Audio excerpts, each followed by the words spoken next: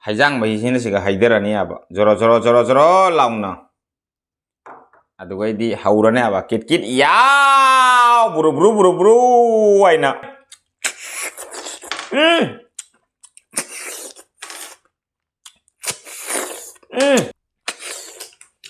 ꯀꯔꯤꯅꯣꯅꯦ ꯏꯕꯣ ꯊꯨ ꯊꯨ ꯊꯔꯥꯎ ꯊꯔꯥꯎ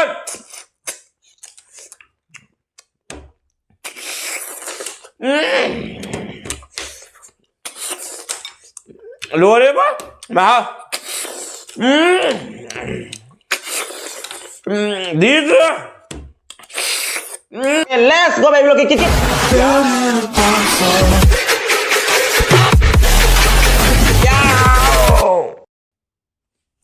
Hai maya mình tengah sih ono video om pudu nasa ngasih kada meten jana itu maya miyak tapi nasi kita meten makanya sih kita hamzare ko asik sih kita tharoi thong malai jere tharoi thong bagi sih kita tharoi ngakta lei jere asik kan tharoi ki mahi lei jere asik kita tharoi ngau malai jere tharoi kangau hai tare asik ko nabai da ko ki peruk lei jere asik su peruk lei jere asik sih kan yong jaki kang met malai jere yong jak kang met hai tare jak ti yaw dre ko yaw di hei jak yaw di du jak bukham ma yaw di du yaw tong dori mi चा पुखम सिगा लेजरे केनदी कोई video सिगा camera focus सिगा ओइद्रे बादुना थारोय सिगा लेजरे थारोय पुखम सिगा लेजरे चा पुखम सिगा लेजरे चा पुखम सिगा लेजरे थारोय पुखम सिगा लेजरे असगे थारोय की मही लेजरे सेना थारोय ngौबा लेजरे सेना थारोय कंगौ ngौबा लेजरे असगे पेरुक लेजरे को नबैदा असे को नबैदा कोई साइ नबैदा Krum krum lawan kontor mai damak tay yongsak lai jare haji ki matam gi satna bi gi matungi na yongsak lai jare yongsak kang men lai jare sering ngasih ki mathen tor miam saba uno mitra let's go belo kikit ya to jara ke sabe kam hudra ko kal mai sani sak sonda lai de hai asige tharoi ni sige lai de sani ngai se mayam num khanbi ro kamai sa si gai na do ai di ai gi haina kiti de jarak tu mi ko mayam num hai bi ro kamai sa ne na थारोय ने सिगा मांग ले जरे थारोय मे सिगा ले जरे थारोय ngौबो सिगा ले जरे पेरुक सिगा ले जरे यम जाक कांगमे सिगा ले जरे सिगा सु पेरुक ले जरे द जाक थमम ले तरे कमाय सानी मया हाइबिरो कमाय साना दरे द जाक सि मया उफंग अरोय हाय तरे आई हैना खिति दे दु जाक सिगा नि को मया हायरा कन यम जाक याव देन जाक याव रि मी ने जाक याव दन जाक द बकिट कि याव नते हे अदरे मया महा मै सखोम से थारोय दगी हौरगे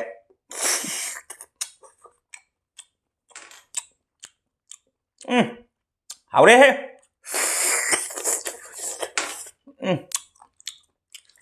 जा कमाई जानी खांगबो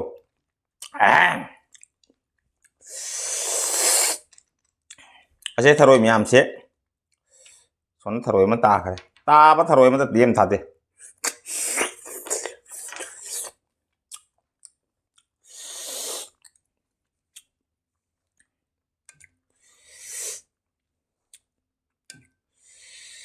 सिगा चाक से हापचलनी अब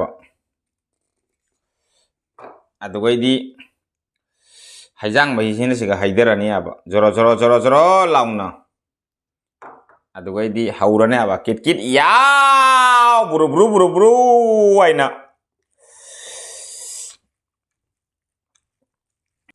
अदुनि मैम चाबा हुनो तर लेट्स गो किट किट याव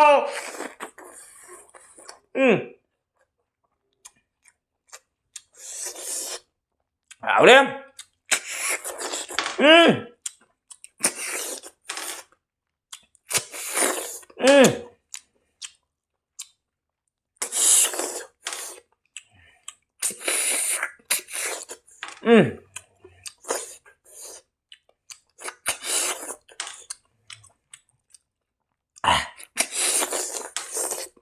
Rồi, mà hao vẫn lên.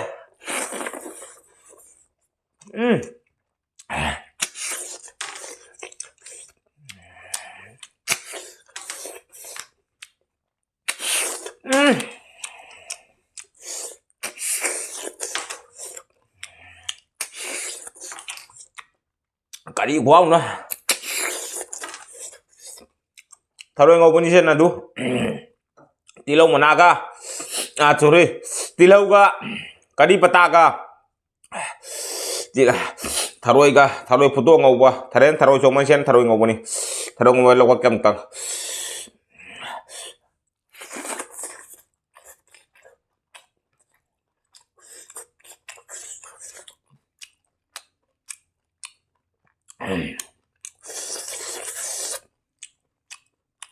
thằng mà học biết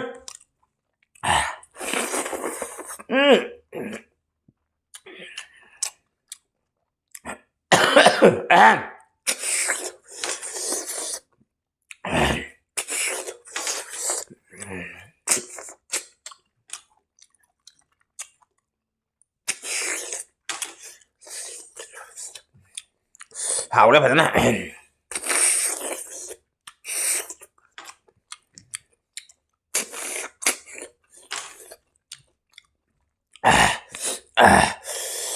một lọc xả đây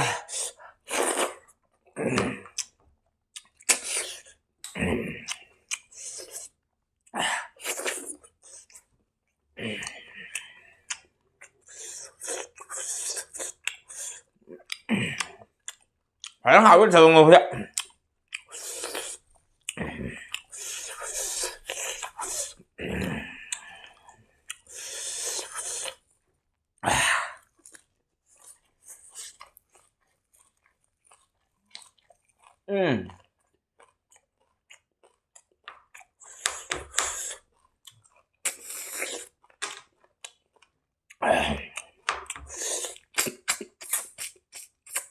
xin một thuộc tiêu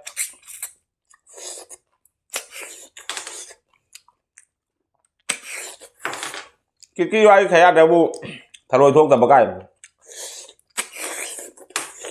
mong băm dùng cái tăng này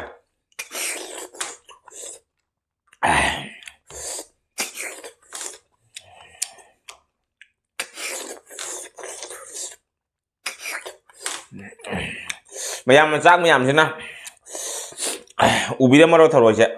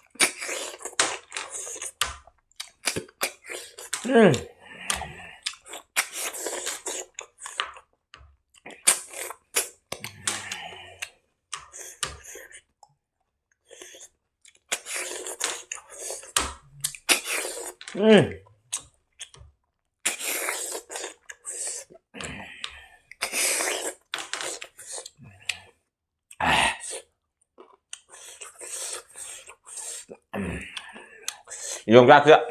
pero không có bây giờ bây giờ aduh ra câu này là cái mà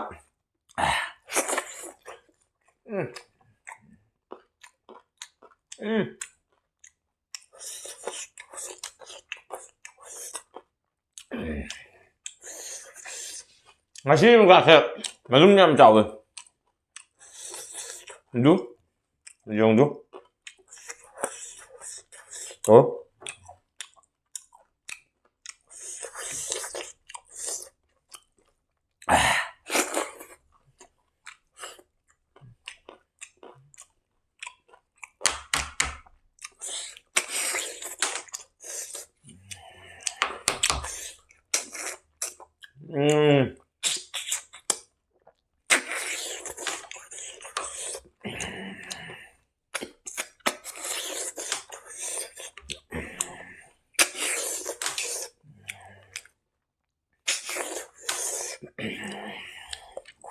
học đấy mà thế nào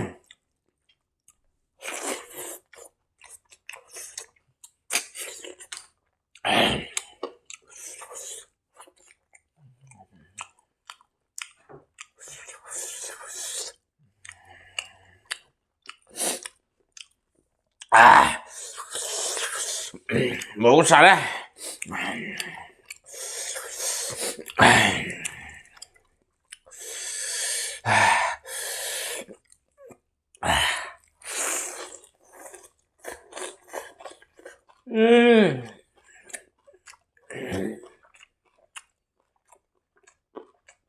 เ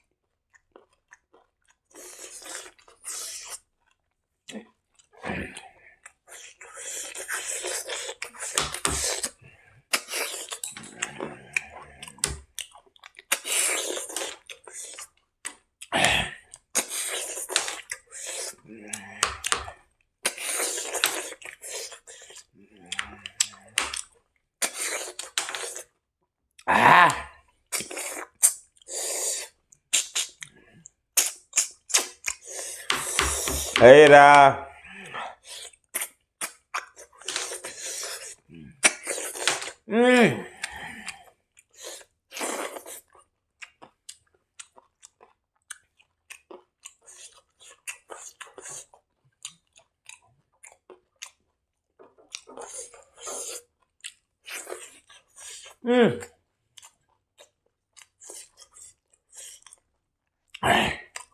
กะทิหัวเนาะ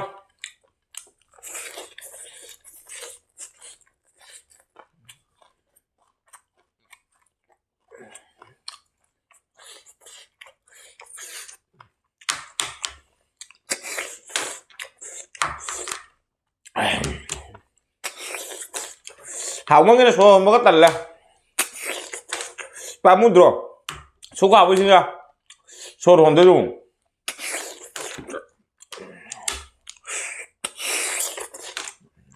số hồn ra đây chứ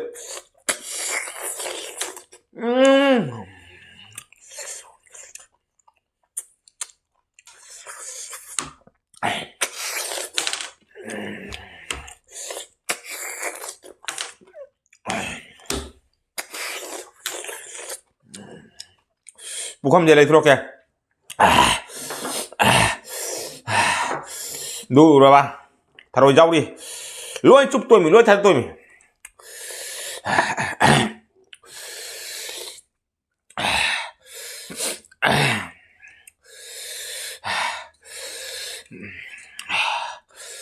hào đi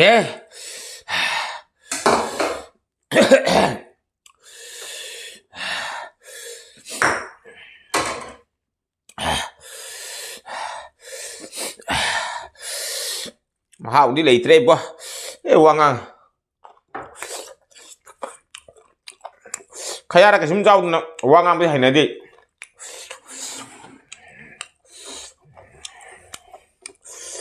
sao sao hoàng à tôi hẹn được cái gì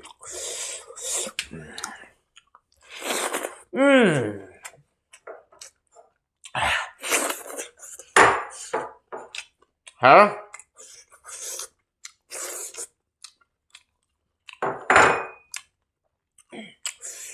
thật luôn có phải nào chứ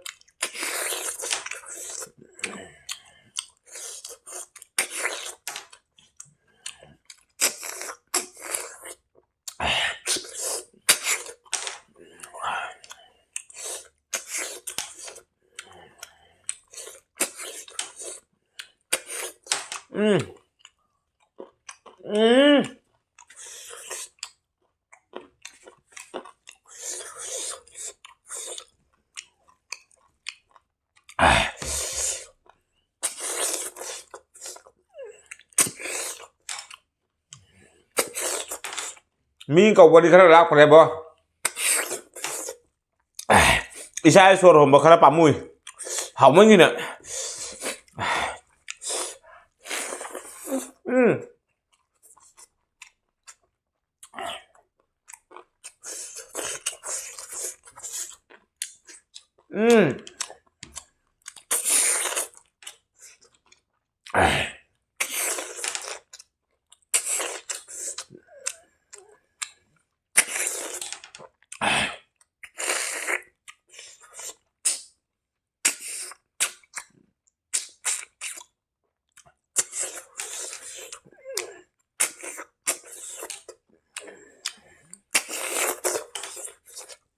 cả đi quá nơi bơ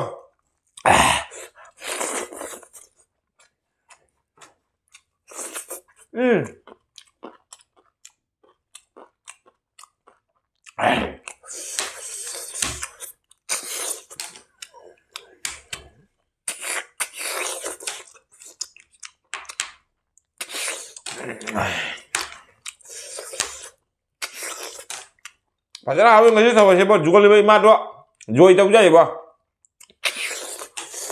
taruh jual lebih mah. Lagi video jangan mau di nongol jual itu aja na. Padahal awak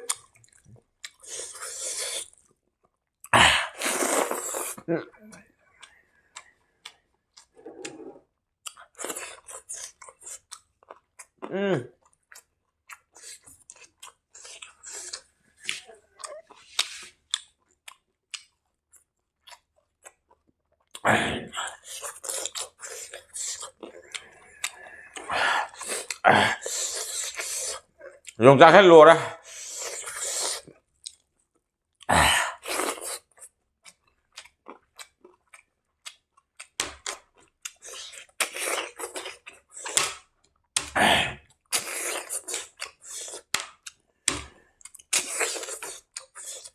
Cái đi quá nữa bữa.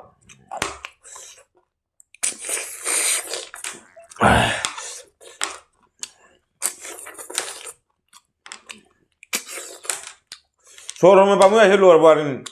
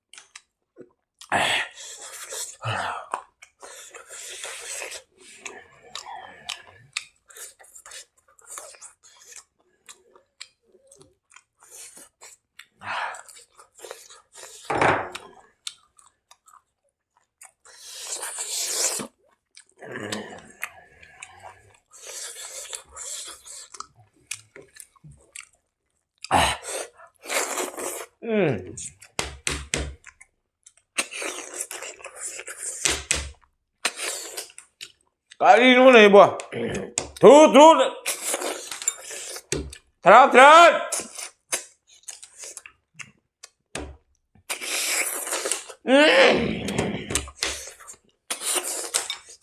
lùa đi bác mà đi ra morok nomor one mah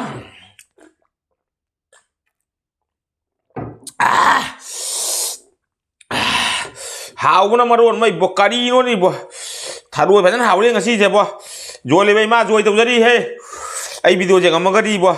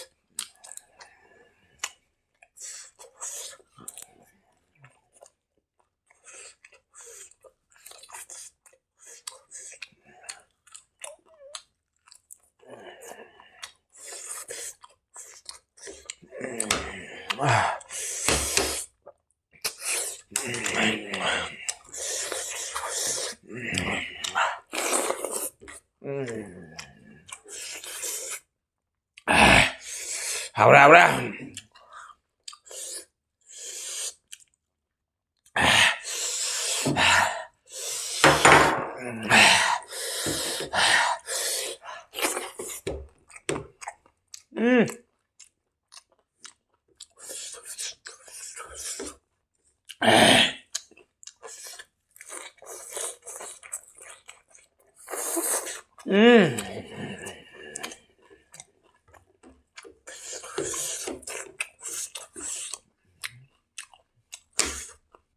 ทาโร่ไม่เชื่อตาม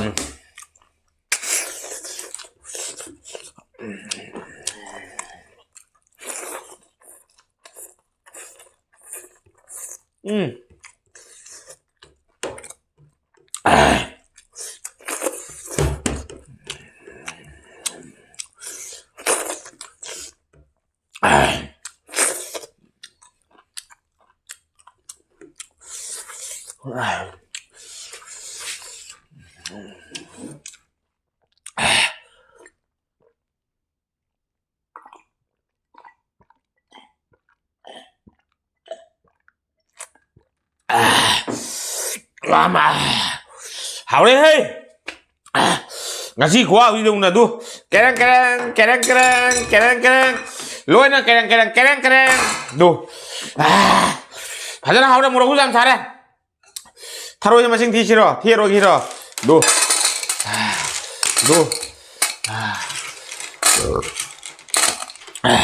Tiiro ge. Video jam sangannya apa?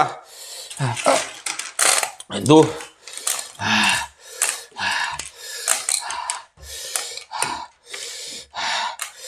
Duh. Kaya mo lang ni miyam kan biro. Kaya mo lang ni miyam kan biro. Aduh miyam sab sulu no mentang na video lo sana betul ka video yang mana ada kan like share comment to boka bigan nu channel sina uncak pasina aku tinggal kan channel sih subscribe to unta na bela kon katreng lalu boka bigan nu aduh risong mi nate yang again aku video thang punin kete ni kenapa aduh itu kan channel subscribe to unta na bela kon katreng lalu boka bigan nu hani yang jadi bayi sister brother miyam hani kali te bebul thakat ni miyam nu si video sih bu sar lalu kerja atau view asih harap miyam nu kada biasa lalu lagi ngasih di bebul kita lagi next video pun nanti ngasih di bye bye